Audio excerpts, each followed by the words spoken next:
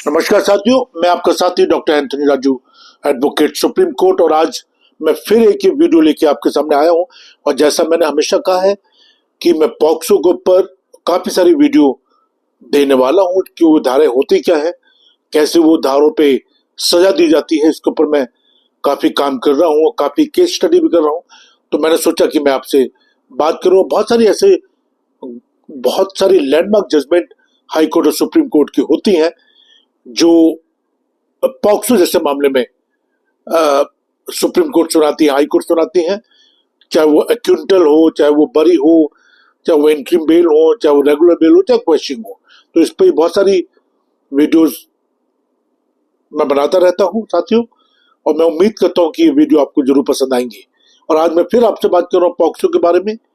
POCSO अपने आप में बहुत गंभीर मामला, और आज बहुत सारे केसेस साथियों में कर रहा हूँ जिसमें पॉक्सो की सेक्शन 6, पॉक्सो एक्ट की सेक्शन 6 धारा का बेतहाशा तरीके से इस्तेमाल हो रहा है।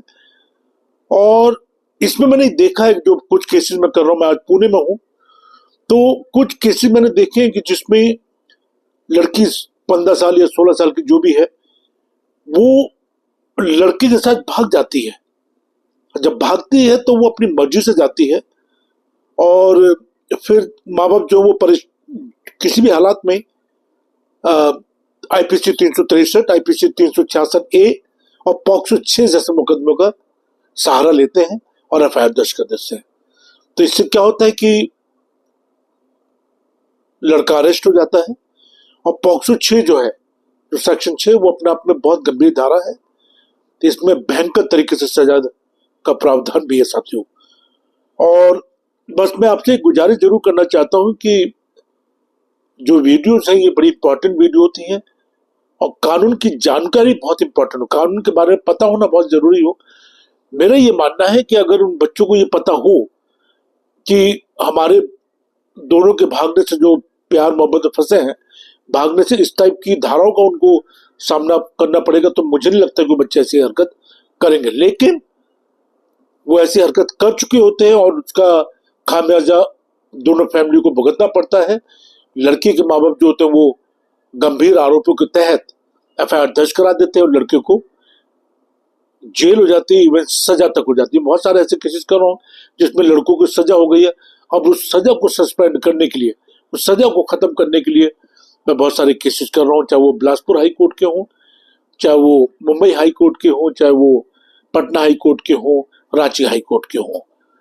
और साथियों, मैं आगे बढ़ने से पहले बस आपसे एक रिक्वेस्ट बार बार करता रहता हूँ कि आप इस चैनल को जरूर सब्सक्राइब करें, लाइक करें, कमेंट्स करें, शेयर करें, बेल बटन दबा कर रखें, क्योंकि बहुत सारी लैंडमार्क जजमेंट जो हाई कोर्ट सुप्रीम कोर्ट की होती है, जो आपके लिए बहुत इंपॉर्टेंट है, वो आपके जरूर काम आएंगी।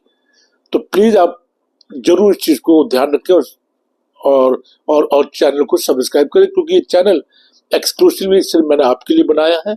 और मैंने हमेशा कहा है कि अगर आपने कोई अपराध करा नहीं है तो उससे डरने की जरूरत नहीं है। और 3 चीज मैं बाबा कहता हूँ, 3 चीज बहुत इंपॉर्टेंट है अगर आप किसी झूठे पॉक्सो के मामले फंस चुके हैं तो।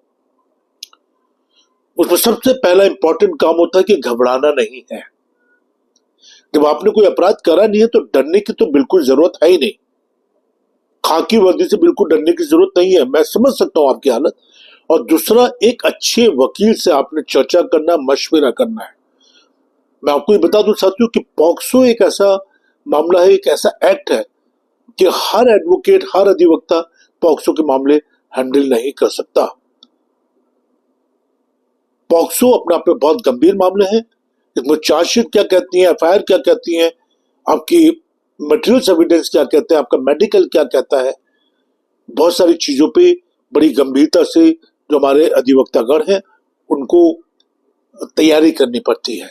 तो ये अपने आप में बहुत गंभीर मामला है। और दूसरा, मैंने बताया है कि एक अच्छे एडवोकेट की आप तलाश करें, वो बहुत इंपॉर्टेंट, उससे अपनी बात को गंभीरता से रखें। और तीसरा है एविडेंस, एविडेंस पे काम करें।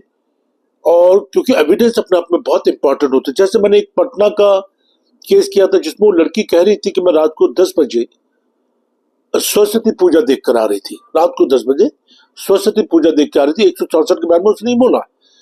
अब क्योंकि जब हमने अपना एक जूनियर एडवोकेट मैंने उस लोकेशन में भेजा, तो हमें पता लगा कि वहां पे कोई सरस्वती पूजा हुई ही नहीं। तो जब सरस्वती पूजा हुई नहीं रात को 10 बजे, तो रेप कहां से हो गया? प्लस उस लड़की ने बोला कि जो छत है, ये छत पे ले जाके दोनों भाइयों ने मेरे साथ रेप करा। अब वो छत पे आप देखिए ना, कोई सीढ़ी है ना कोई जाने का रास्ता है, तो छत पे बंदा गया कैसे? तो अल्टीमेटली ये पूरा केस खारिज हुआ, ये पूरा केस बरी हुआ। मैं बड़ी जिम्मेदारी के साथ कह रहा हूं कि प्लीज आप लोग कभी मत डरिए अगर इस टाइप के केसेस आप पे गड़े जाते हैं, मरे जाते हैं। बट आजकल थोड़ा अलर्ट रहना सीखिए अपनी लाइफ में कि किन लोगों से आप मिल रहे हैं, क्या बात कर रहे हैं, किन से आपकी रंजिश है, क्या केस आपके खिलाफ बनाए जा सकते हैं, इस पे आप ध्यान रखिए। और मेरी गुजारिश है बस कि अपने बच्चों को शिक्षित कीजिए और अच्छे संस्कार उनको दीजिए, पढ़ाई लिखाई पर उनका ध्यान दीजिए, उनकी कार्यशैली पर ध्यान रखेंगे तो मुझे उम्मीद है कि वो अपराध मुक्त बनेंगे। और बस चैनल को आप सब्सक्राइब कर लीजिए, लाइक करें, कमेंट्स करें, ये मेरी आपसे गुजारिश है। जय हिंद, जय भारत।